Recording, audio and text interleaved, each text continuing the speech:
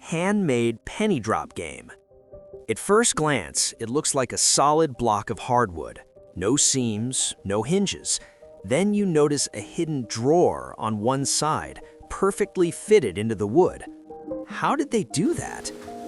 Let me show you how I make my penny drop games.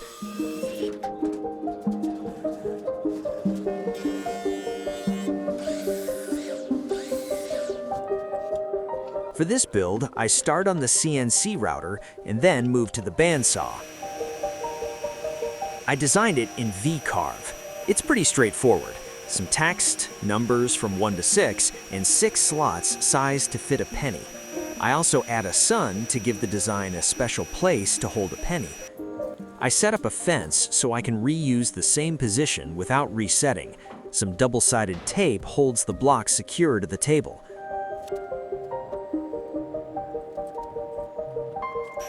I start on the bottom, carving my logo with a 60-degree V-bit.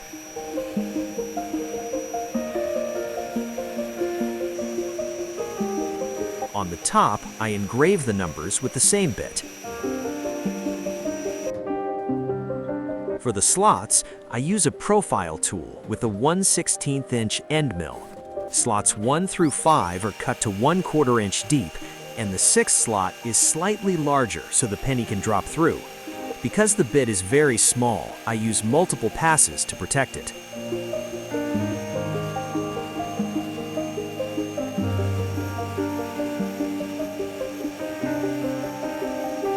That's looking good.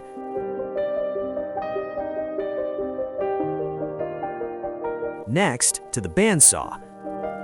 I use a carbide tip blade that cuts extremely well in thick wood, but a standard blade works fine too. I resaw a 1/4 inch off the top, bottom, and front in that order. I mark the pieces so they go back together in the same orientation.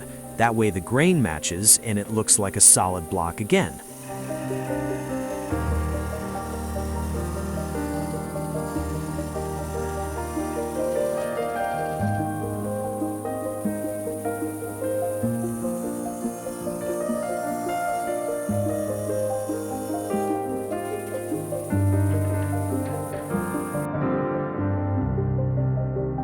Then, I mark a line around 3 sides.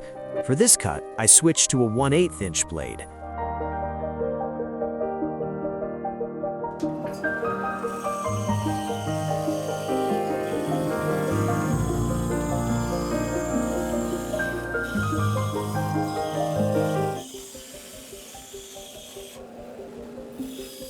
The outside becomes the box body, the inside becomes the drawer. I cut about 3/16 inch off the drawer bottom and hollow out the inside about 3/8 inch around 3 sides. Marking all parts is important so the grain lines up when assembled.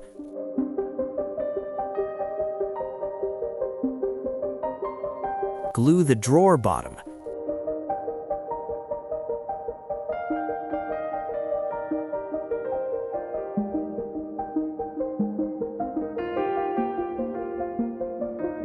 Now glue the top, sides, and bottom back on, using your marks to keep everything aligned.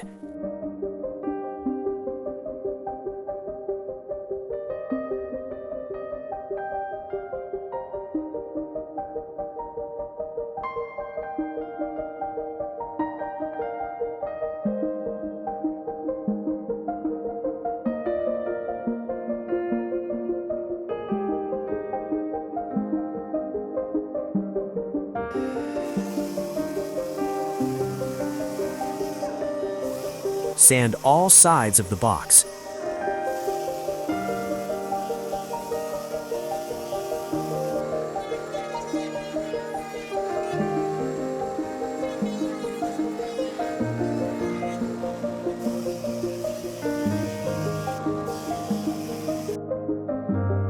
When gluing the drawer front on, I use pennies as spacers so the front holds tight when clamped.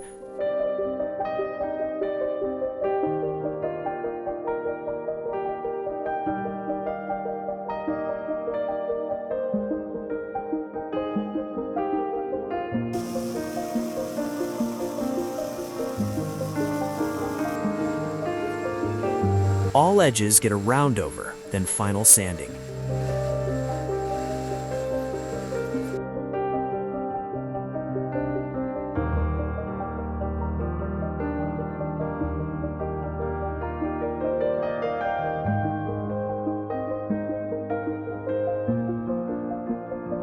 After a sewer coat of lacquer, the engravings are painted.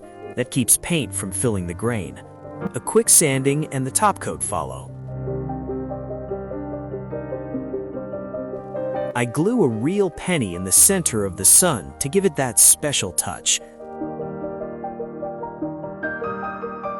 The last thing you'll need is a matching dice. I make the dice on the CNC, running 6 at once with a small ball nose bit. After each run, I move and rotate them one step to the right until all 6 sides are complete. How to play the game. 2 to 4 players. Each player starts with 10 pennies. A player rolls the dice and places a penny in the corresponding number. The player can keep rolling or pass to the next player. The key is knowing when to roll and when to pass. If a player rolls a 6, that penny drops into the box. If a player rolls a number that already has a penny in it, they must take all the pennies on the board. The first player who gets rid of all their pennies is the winner. This isn't one of those laser cut boxes that looks like every other laser cut box. This one is made from a solid block of real wood. Extra steps are taken to make this penny drop game special. Each game is available in maple, cherry, mahogany, walnut, or white oak, includes a custom matching dice, and for a limited time, every game comes with a roll of 50 real pennies. Because circulating penny production is ended, this game has the potential to become a true collector's piece. Supplies are limited, and each game is made in small batches. Order your handmade penny drop game today and bring timeless craftsmanship and classic fun back to the table. If you'd like to purchase a finished penny drop game, please email me at thewoodworks158@gmail.com for details, and don't forget to subscribe for more of my projects.